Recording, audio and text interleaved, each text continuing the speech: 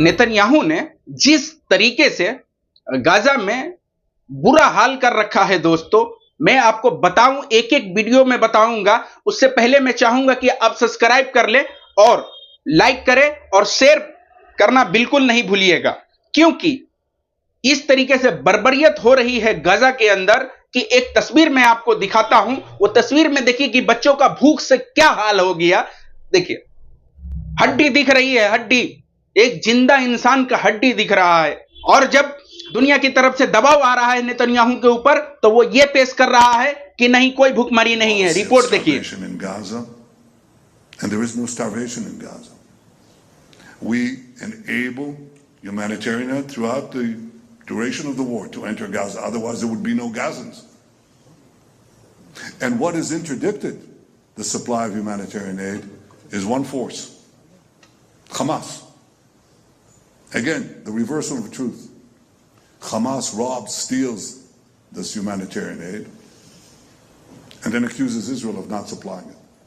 Well, we've enabled the amount required by international law to come in.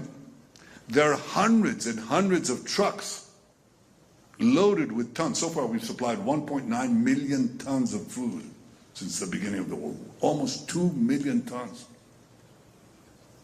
And now we have hundreds of trucks that are waiting on the Gazan side of the Kerem Shalom crossing. And it's international organizations, some of them very well intended. And it's the UN too. Food that they purchased. And we said, go ahead, deliver it. And they said we can't because combat is going on. And we say, yes, we're combat, we'll fight. Where we're fighting, we'll continue to fight. But there are safe corridors. You can bring the food to anywhere you want. That is not a problem. So we've just announced that formally. Here are safe corridors. And the UN has no excuses left. सोचिए कि फलस्तीन की अपनी जमीन थी। Gaza ने, मैं मानता हूं कि गाजा ने पहले वार की थी, मगर भाई उसका वो जमीन है, उसका वो देश है, तो वो नहीं लड़ेगा तो कौन लड़ेगा? अपने जमीन के लिए, अपने चीजों के लिए लड़ना कोई गलत है क्या? तो क्या आप ताकत में हो तो क्या पूरा गाजा फलस्तीन को मिटा दोगे? अभी तक लाखों लोगों को मार दिया, और अब गोली से कम और भूख से ज्यादा लोग मर रहे हैं।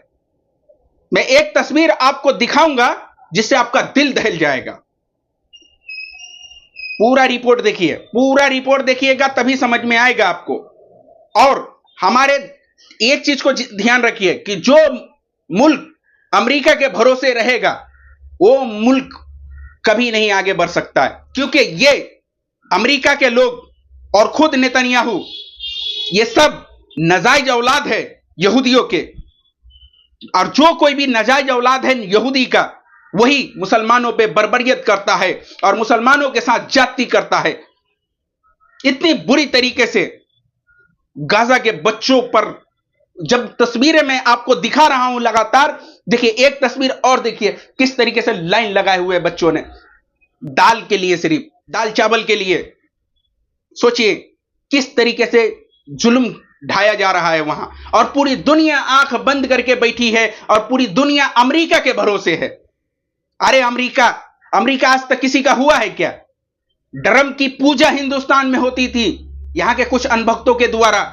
सालों ने हिंदुस्तान को भी धोखा देने से बाज नहीं आया, और तुम मुसलमान, पाकिस्तान अमेरिका के गोद में जाके बैठ गया। पाकिस्तान और सऊदी अरबिया को, सऊदी का जो भी देश है अरब का, सबको एकजुट होकर और फलस्तीन के बच्चों के लिए लड़नी चाहिए थी। लेकिन यहूदियों के नाजायज औलाद अरब का जो राजा बना है, वो नाजायज औलाद है शायद।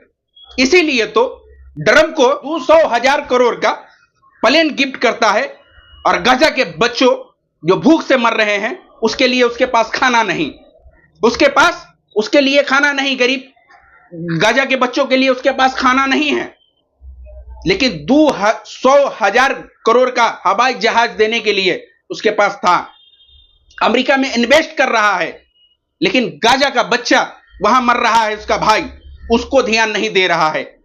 इससे हमें शक है कि ये यहूदी का औलाद तो नहीं है कहीं, जो राजा बना बैठा है। इसको लगता है कि ये अपने दम पर पैसा वाला बना है। अरे सुगर, तुझे क्या पता? तू पता नहीं है शायद तुझे।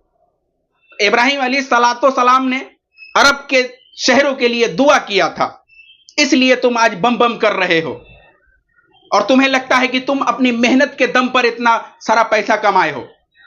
लेकिन तुम्हें पता नहीं कि वो नबियों की दुआएं थी, जो उस शहर पे कभी आफत नहीं आएगी, करकी नहीं आएगी, भूखमरी नहीं आएगी। लेकिन तुम्हें लगता है कि तुम अपनी मेहनत से उतना किए हो। और पाकिस्तान हिंदुस्तान में कुछ भी होता है तो कूद कर चला आता है। और पाकिस्तान, जब गजा का लाखों बच्चा मर रहा है तो पाकिस्तान की आर्मी क्या कर रही है? खुद को ताकतवर बताती है, खुद को परमाणु देश वाला संपूर्ण देश बताता है, लेकिन जब उसका भाई कहीं मर रहा है तो उसके लिए उसको कुछ नहीं जाता है। Hunger is haunting the people of Gaza. The starvation crisis, unleashed by Israel, is deepening, and Palestinians have been dying of malnutrition. Doctors at this hospital in Gaza hand over the body of a child to her father. दोस्तों, इस दिल में इतना दर्द है कि मैं आपको वीडियो के जरिए क्या बताऊं। आप शेयर करते रहिए। मैं एक स्टेप अब बताऊंगा जिससे आपका दिल दहल जाएगा। यकीन नहीं होता है ना? देखिए वीडियो में सब समुंदर में 2 लीटर 1 लीटर का डब्बों में डालकर कुछ चावल, गुंदम, जो भी चीज खाने की होती है सब एक डब्बा में डाल के देखिए समुंदर में बहा रहा है। ये कहां की तस्वीर है? देखिए, ताकि गाजा के समुंदर के जरिए बोतल में गाजा के तरफ पहुंचाया जा रहा है खाना, कि किसी तरीके से एक डब्बा मेरा पहुंच जाए, एक बोतल मेरा हक का खाना मैं फलस्तीन गाजा वालों को खिला सकूं। महज इसलिए सोचो, एक गरीब आदमी, एक नॉर्मल आदमी एक बोतल के जरिए खाना दे सकता है गाजा के बच्चों को, और ये राजा बना हुआ आदमी सब, जो कोई प्रधानमंत्री है अपने देश का, 57 प्रधानमंत्री, और गाजा का बच्चा भूखा मर रहा है। ऐसा हो सकता है क्या कि 2-4 हजार करोड़ अगर गाजा में दे दिया जाए तो उसका भला नहीं हो जाएगा? लेकिन डर से, नेतन्याहू के डर से सिर्फ ना अरब का देश बोल रहा है, ना पाकिस्तान बुज़दिल बोल रहा है, और ना कोई और। आज ये सब का सब अमेरिका के भरोसे बैठा हुआ है। अमेरिका को क्या लेना देना भाई? अमेरिका अपनी जरूरत के हिसाब से काम करता है। ट्रंप अपनी जरूरत के हिसाब से आदमी से लगाव रखता है। अभी पाकिस्तान के आर्मी चीफ को ट्रंप किस लिए बुलाया था? आपको क्या लगता है? मेहमानी के लिए? नहीं, गोद में बैठाने के लिए, कि तुम हमारे इशारे पे काम करना। भाई, तुम्हारे पास परमाणु देश है, तुम किसी के इशारे पे काम करोगे? महज इसलिए कि तुम्हें कर्जा देता है वो, और एक तरफ तुम्हारे भाई को मार रहा है कोई। यह मत समझिए कि यह नेतन्याहू मार रहा है। इसमें ट्रंप और नेतन्याहू, अमेरिका और इजराइल, दोनों देश मिलकर मुसलमान को एक एक करके मारना चाहता है। कहीं पर हथियार से, कहीं पर भूख से। यह बहुत बड़ी साजिश है जो अभी अरब के देशों को समझ में नहीं आ रहा है, लेकिन जब उसके ऊपर आएगी अरब के देशों पर, तब समझ में आएगा उसको। अभी तो नहीं समझ में आ रहा है क्योंकि उसके पास पैसा है, दोस्ती है। लेकिन अमेरिका और इजराइल, नेतन्याहू, यहूदी वो बुज़दिल कौम है जो किसी को भी कभी भी धोखा दे सकती है, और ट्रंप भी एक उसी में से है। जब इसको मार लगेगा ना, फिर देखिएगा कैसे तिलमिलाना फिरेगा। कोई पैसा काम नहीं आएगा। आज तुम्हारे बाजू में एक भाई मर रहा है, तुम उसके लिए खड़े नहीं हो, और जब तुम पर मुसीबत आएगा फिर तुम देखना। चलता हूं दोस्तों, और इसको शेयर करना मत भूलिएगा। ये बहुत बड़ी खबर है, बहुत बड़ी खबर है ये। Thank you.